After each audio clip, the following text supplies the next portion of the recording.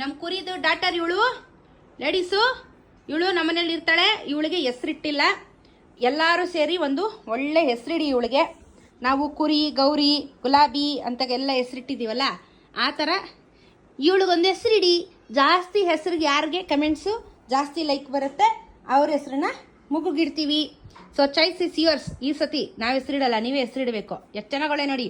ಬಲೆ ತೀಟೆ ಅಂದರೆ ಅಷ್ಟು ನಾಟಿ ಅಂದರೆ ಭಯಂಕರ ನಾಟಿ ಇವಳು.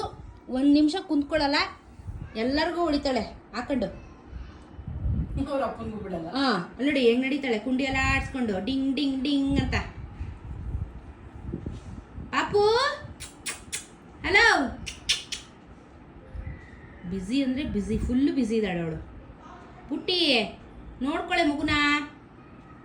ನೋಡಿ ಇಡೀ ಹೆಸರಿಡಿ, ಒಳ್ಳೆ ಮುದ್ದಾಗಿರೋ ಹೆಸರಿಡಿ ಬಂಗಾರಿಗೆ. ನಾಮಕರಣ ಮಾಡೇ ಬಿಡೋಣ.